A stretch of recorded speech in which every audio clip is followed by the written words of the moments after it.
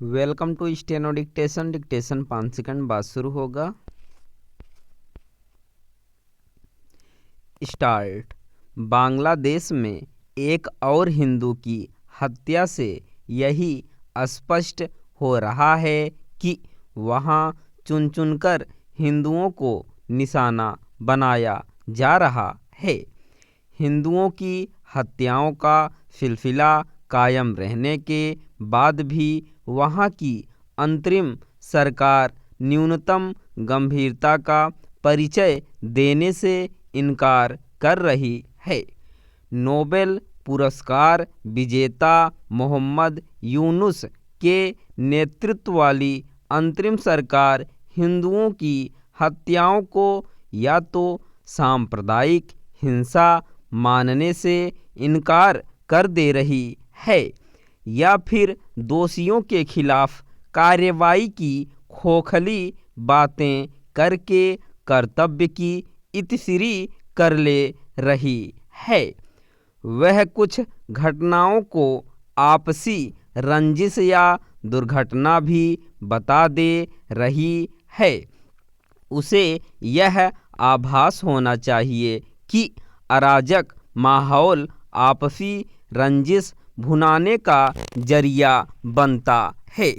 इसकी भी अनदेखी नहीं की जानी चाहिए कि हिंदुओं की हत्याओं के मामले तो सामने आ जाते हैं, लेकिन उनके घर जलाने, जमीन कब्जाने और उनकी महिलाओं से छेड़छाड़ करने की घटनाएं दबी ही रह जाती हैं।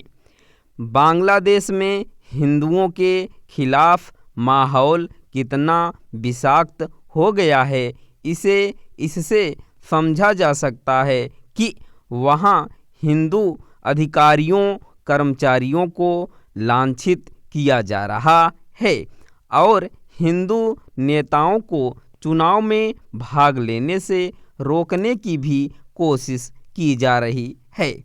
यह सब इसीलिए हो रहा है क्योंकि वे कट्टरपंथी ताकतें अंतरिम सरकार के संरक्षण में हैं, जो भारत विरोध के लिए जानी जाती हैं।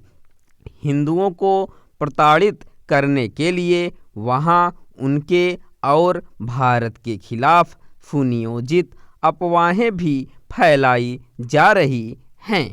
यह एक अफवाह ही थी कि छात्र नेता उस्मान हादी को गोली मारने वाला भारत भाग गया है। बांग्लादेश सरकार ने सब कुछ जानते हुए भी इस झूठ पर लगाम लगाने की कोशिश नहीं की। उसकी पोल तब खुली जब उस्मान हादी के हत्यारोपित के दुबई में होने की सूचना आई। बांग्लादेश सरकार यह अच्छी तरह जान रही है कि हिंदुओं को लगातार निशाना बनाए जाने से भारत में लोग उद्वेलित हो रहे हैं, लेकिन वह हालात सामान्य करने के लिए कोई कदम उठाने के बजाय संबंधों को बिगाड़ने वाले काम कर रही है। पिछले दिनों जब आईपीएल की टीम केकेआर ने उसके क्रिकेटर मुस्तफिजुर रहमान को टीम में न रखने का फैसला किया तो बांग्लादेश ने यह समझने की ज़रूरत नहीं समझी कि आईपीएल में उसकी मौजूदगी स्टेडियमों में माहौल बिगाड़ने का ही जरिया बनती। केकेआर के फैसले के बाद बांग्लादेश क्रिकेट बोर्ड ने टी20 विश्व कप के लिए अपनी टीम भारत भेजने से मना तो किया ही, आईपीएल प्रसारण पर भी रोक लगा दी। इसे कुल मिलाकर बात बिगाड़ने वाला रवैया ही कहा जाएगा। उसके ऐसे रवैये के कारण ही उन तत्वों का दुस्साहस बेलगाम है जो हिंदुओं को निशाना बनाने के साथ भारत के खिलाफ आग उगलने में लगे हुए हैं। स्टॉप।